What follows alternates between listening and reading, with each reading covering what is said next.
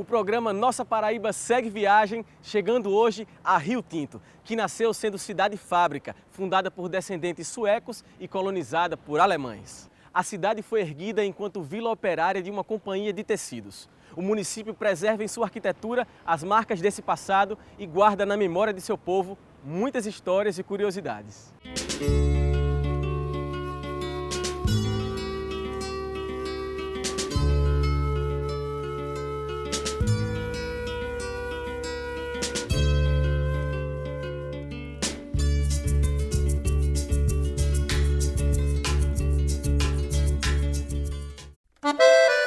Situada no litoral norte do estado, a 52 quilômetros de João Pessoa, o município de Rio Tinto tem a origem de sua edificação e povoamento nas primeiras décadas do século XX. E tudo isso começou com a instalação de uma grande fábrica de tecelagem fundada pela família Lundgren. Para conhecer melhor as origens de Rio Tinto, eu converso com o geohistoriador Cássio Marques. Cássio, o que é que havia aqui antes e que povos habitavam essa região?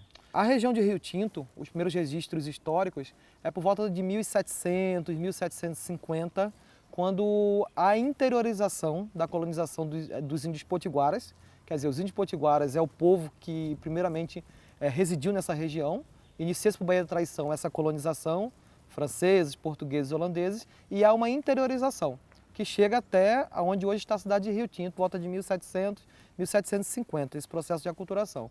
Então, o povo potiguara é o primeiro povo, né, que vai residir nessa região até o ano de 1900, quando começa o advento da Companhia de Tecido Rio Tinto, o projeto, né, que vai dar origem à cidade de Rio Tinto propriamente dita, no caso.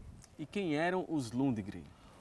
O patriarca da família Lundgren, né, ele vem da Europa, naquele momento que a Europa estava em crise, em que as pessoas estavam buscando novas oportunidades, chega ao Rio de Janeiro, do Rio de Janeiro ele vai ao Recife.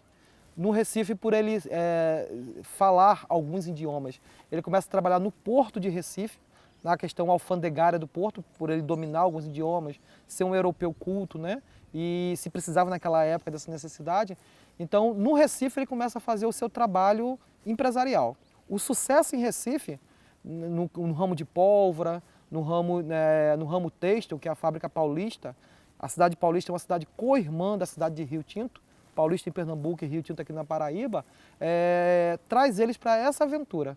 Então eu acho que os Lundgrens, acima de tudo, eles foram empreendedores de sua época, pessoas visionárias que edificaram esta cidade maravilhosa chamada Rio Tinto. O que foi que determinou a escolha desse local para a instalação da fábrica? Quando os Lundgrens iniciam o projeto têxtil lá em Paulista, né, quando eles resolvem entrar nesse ramo têxtil, e eles compram uma fábrica que vai dar origem à fábrica de tecido paulista, no caso, principalmente os filhos, no caso o Arthur Lundgren e o Frederico Lundgren, eles sonharam com construir um projeto têxtil, vamos supor, para aquela época totalmente sustentável, onde eles tivessem a independência de construir todo o projeto.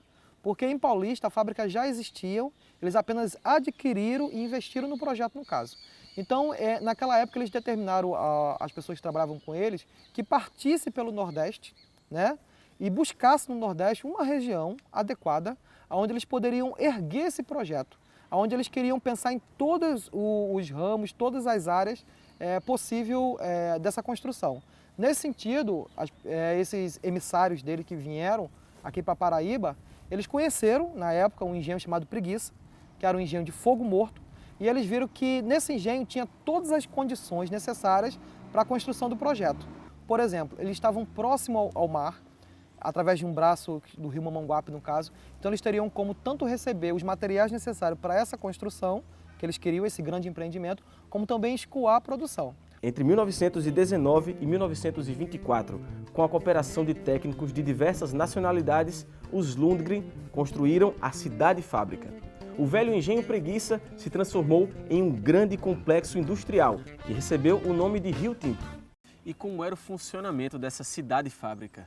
Essa cidade ela foi pensada nos mínimos detalhes, desde o fornecimento agrícola, onde os Lundgren subsidiou em volta da cidade agricultores para poder plantar, a venda desses produtos agrícolas, a venda da carne que as pessoas consumiam, a diversão no maior cinema da América Latina na época, O cinema era tão grande que costumava dizer que quando o cavalo passava na tela, ele cansava antes de chegar do outro lado, de tão grande que era, né?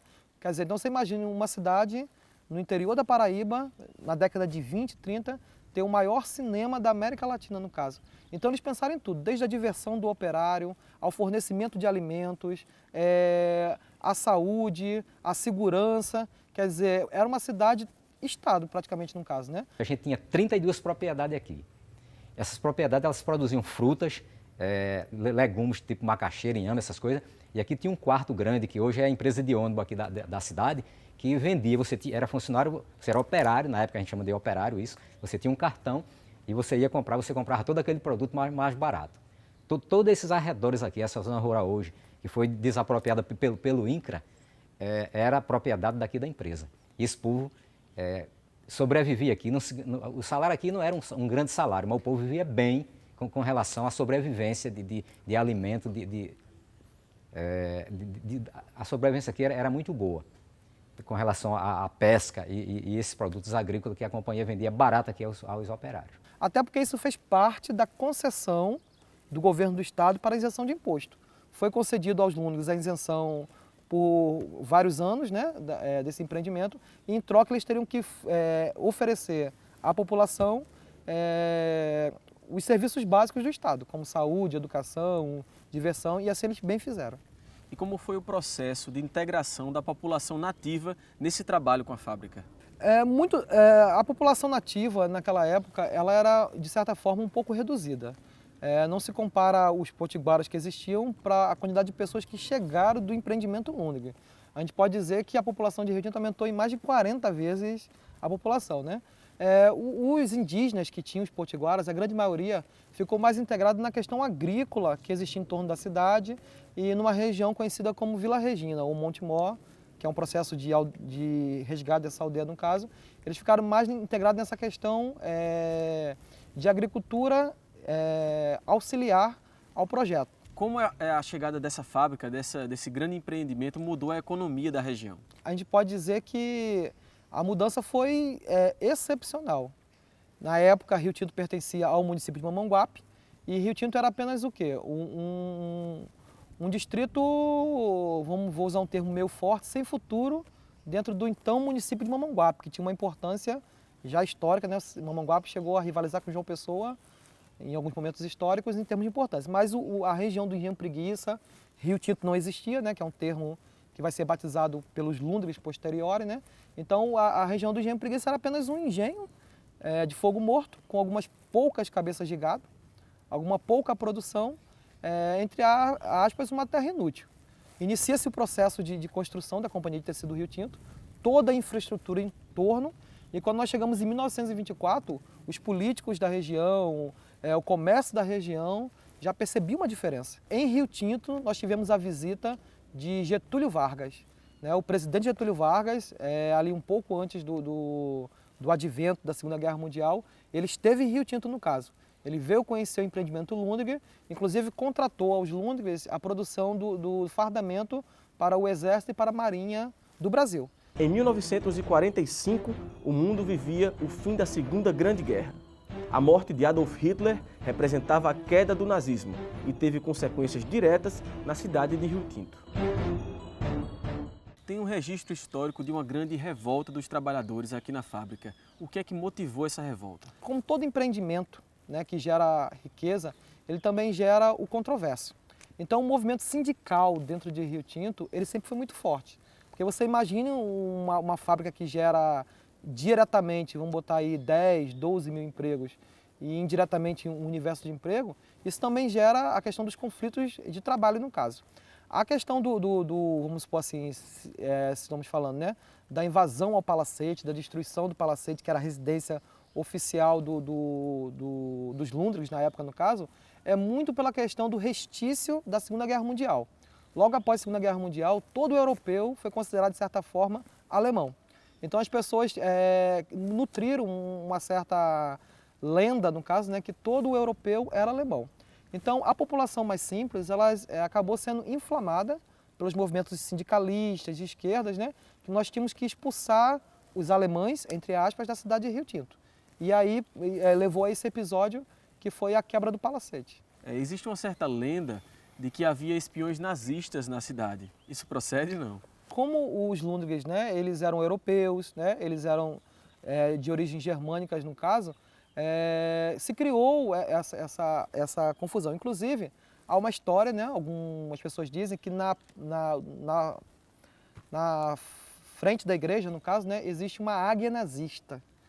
E isso não procede de forma nenhuma. Se você parar para ver lá na igreja, nós temos de um lado o que o pessoal diz que é a águia nazista e de outro lado uma harpa. Qual é a explicação para isso aí? O lado que tem a harpa é onde sobe a escada que leva ao coro da igreja. Ou seja, a harpa significa a música, o coro que leva. O que o pessoal diz que tem a águia do outro lado, no caso, é simplesmente um anjo, porque ali está a pia batismal, onde é batizado as pessoas de Rio Tinto, no caso. Ou seja, ali é o anjo do Espírito Santo. Porém, como geometricamente esse anjo ficou muito semelhante ao símbolo da águia nazista, no caso, então criou essa confusão. Muitos dizem que até o palacete foi construído para Hitler. Não vou dizer a você que se Hitler tivesse sido vitorioso, que ele não pudesse vir a Rio Tinto, no caso. Agora, que Rio Tinto foi construído em 1904, 1917, 1924, já pensando em Hitler, a história não procede, no caso, né? Desabitado há mais de 60 anos, o palacete hoje se encontra em posse da população indígena, que conseguiu, em 2008, a reintegração de suas terras.